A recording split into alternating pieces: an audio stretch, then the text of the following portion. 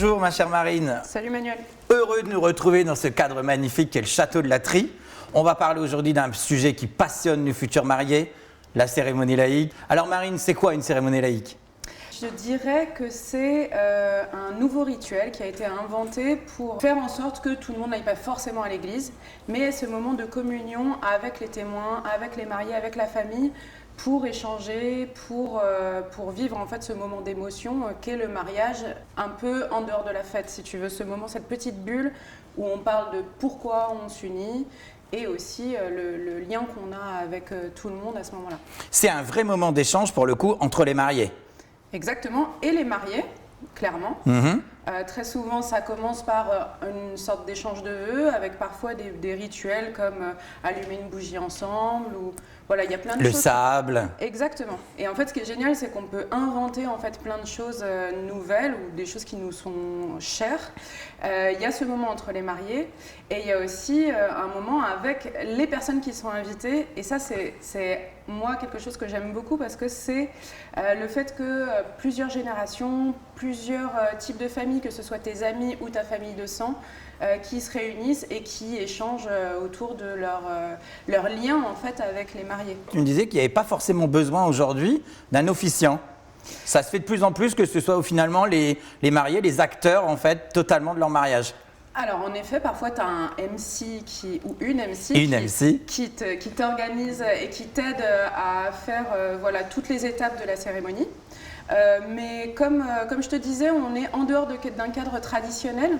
Donc en fait, tu peux aussi improviser les choses. Ça peut être et les témoins qui l'organisent, ou la famille, ou même les mariés eux-mêmes qui drivent ce qui se passe.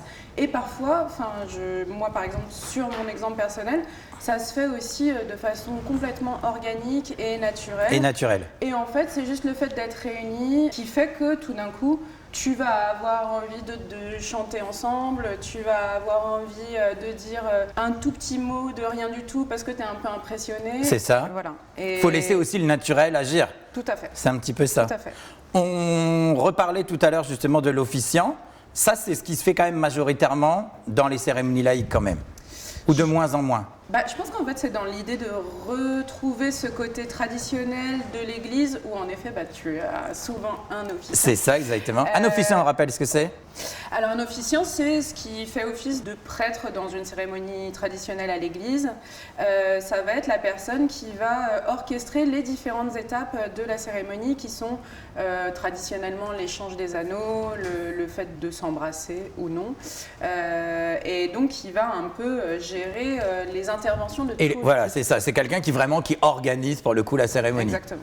En parlant de cérémonie, là, on a dressé une jolie cérémonie vintage, comme vous aimez faire chez Vaisselle Vintage.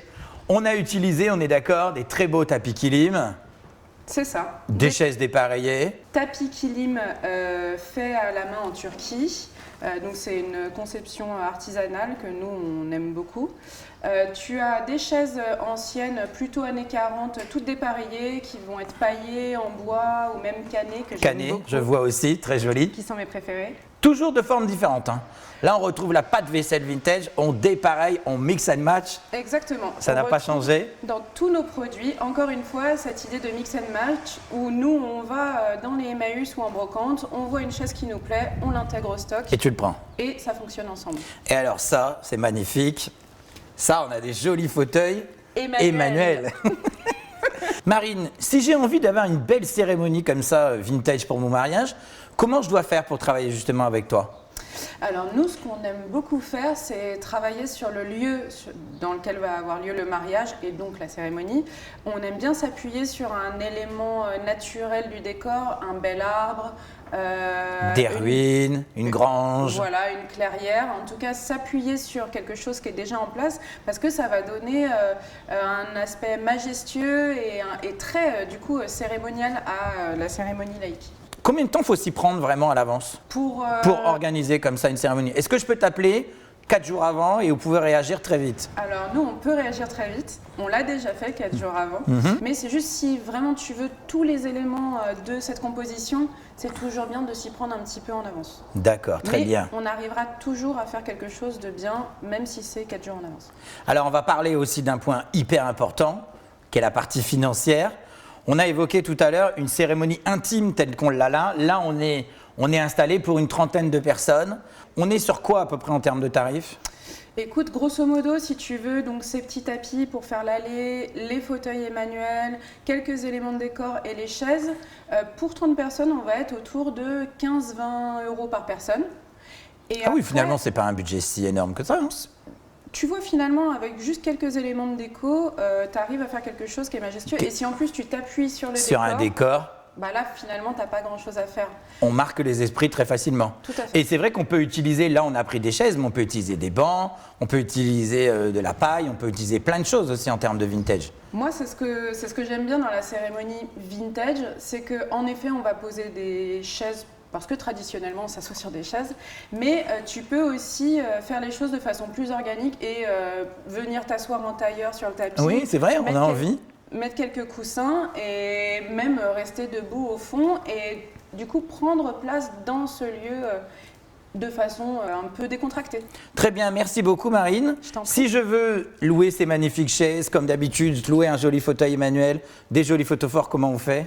Alors vous allez sur le site internet de Vaisselle Vintage, vaissellevintage.com, ou alors vous nous appelez avec notre numéro qui est sur notre site internet que je viens de donner. Très bien, merci beaucoup Marine. À très bientôt, on a hâte de vous retrouver.